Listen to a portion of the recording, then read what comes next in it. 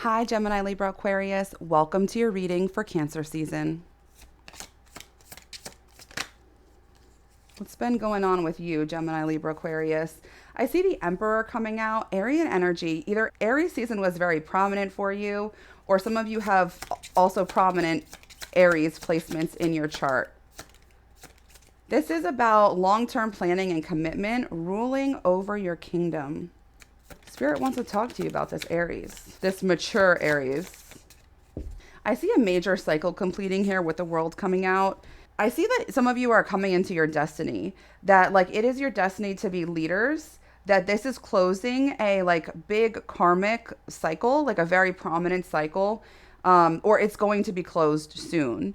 As a result of this closing of this karmic cycle, you are going to receive financial abundance, the Nine of Pentacles, incredibly abundant and a lot of financial success in this area. Tell me more, Spirit. Tell me more about this. The King of Cups. So I just see you leveling up big time. This is big king energy here with this King of Cups. You are the ruler of your emotions. You know how to manifest. You know how to bring in what you want. You believe that what you are going to receive is what you deserve. And I see some fast movement here with the Knight of Wands as well, like really curious, really inquisitive about your own passion and kind of like what has led you to this point, which is good. It's always good to be curious and inquisitive. We also have the Nine of Cups coming out, which is the pub landlord. So I'm seeing like not only is it financial success and financial abundance, but you also are going to experience an abundance of love, an abundance of positive emotion and acceptance. Like as a result of your leadership and the decisions that you have made, your wise decisions that you have made, it will also bring in this abundance of love. The Knight of Swords coming out as well. This is like a really interesting thing because you're kind of like teetering right now between like the high cards and the minor arcana and then like the court cards. So there's a lot of like personalities that are coming in or like aspects of your personality as well. This Knight of Swords is like really curious about ideas, is like really trying to kind of like understand and almost like rein in some of the fiery passion of the Knight of Wands. So I see that in this spread, they're facing each other as well. So like they want to work together. They want to like, are they opposing each other? Yes. But in any opposition, you receive a combination of the two energies. You're also like teetering with the idea of your authenticity. Like being yourself, being weird, being funky, being out there. And like, for the first time ever, you are not letting people telling you no stop you. Like in a former life, earlier in your life, when you heard somebody say, that's already being done, you shouldn't do that. That would have really like stopped you in your tracks and like caused you to think like, oh, well, if this company is already established or this person is already doing this, like they already have, you know, more information than me, they're further along than me, they're more savvy in business than me, they're smarter than me, and it would discourage you to the point where you wouldn't pursue your dream. But there is a death and transformation that has happened that has caused you to change how you approach these types of people, this type of feedback, these naysayers. It was inevitable that it was going to happen this way. So if you have any questions about pursuing your dream, what you're passionate about, like if you really feel like things like the puzzle pieces are kind of like coming together right now, Spirit wants to confirm for you that you are on the right track. What you did in 2010 is a piece of this puzzle, right? Like what you experienced in 2018 is a piece of this puzzle. What you experienced in 2021 is a piece of this puzzle. What you've experienced this year is a piece of this puzzle. It was inevitable. It was going to happen. It is going to require a lot of hard work though with the Seven of Pentacles. There is going to be a lot of practice that takes place, a lot of trial and error that takes place in order to hone your craft. But you know what? Like, somebody said this to me when I was younger and I like never really understood what it meant until now.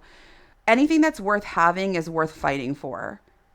If you believe in this idea, you believe in this passion, you believe in this project, you believe in your dreams that you're going to be famous or you're going to be, you're going to go viral, you're going to do any of these things, it's not going to happen overnight. Like you have to work at it every single day, even on the days that you don't want to.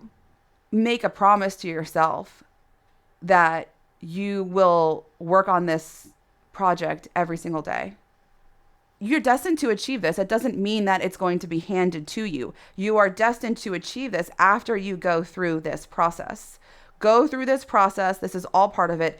Being imperfect, being clumsy, being stupid or ignorant, like not having the language that you need to express your ideas. This is like all part of it.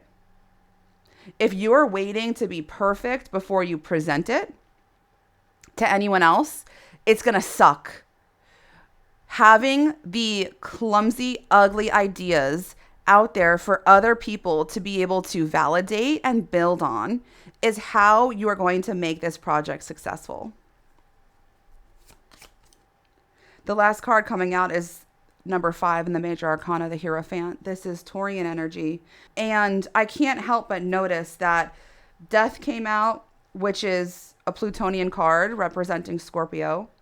And then you have the Journey here, the 7 of Pentacles, reaching to the Hierophant here. And in astrology, Taurus and Scorpio are in opposition of each other. They're sister signs. They're 6 signs apart, which kind of ties back to what I was saying before in terms of the Knight of Swords and the Knight of Wands kind of like clashing, opposing each other, but coming in together. So there is like a necessary, I'm not even going to say like it's conflict necessarily, but there is going to be, no matter what, no matter how hard you try to fight it, in order to make this thing successful, there is going to be differences of opinion that have to get brought to the table and worked out in order to find the best solution to do this ultimate creation, this ultimate creative project that you have represented here by the Hierophant. Thank you, Spirit. Spirit, can I have a oracle card for my Gemini, Libra, Aquarius?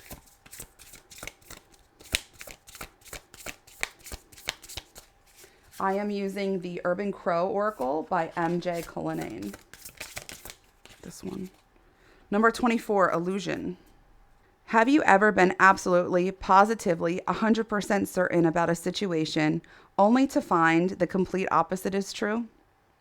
During a reading, illusion may surface to help you uncover if you are clinging to a narrative that suits your feelings about a situation rather than the facts. For example, the person who spends their day angry that their email was not answered. They assume the recipient read it and ignored it. All that energy being upset and angry could have been avoided if they just realized that they themselves forgot to hit send. Illusion might appear if we were operating on false assumptions or if we are in denial and did not want to accept the reality of a situation. When we double down or commit to the story we created in our minds, our actions and behaviors are then a byproduct of what we want to assume to be true. If our assumptions are wrong, our actions and behaviors may have negative consequences. Does your interpretation match reality? Or are you acting on an illusion? Well, Gemini, Libra, Aquarius, I hope you enjoyed this reading and I will see you next time.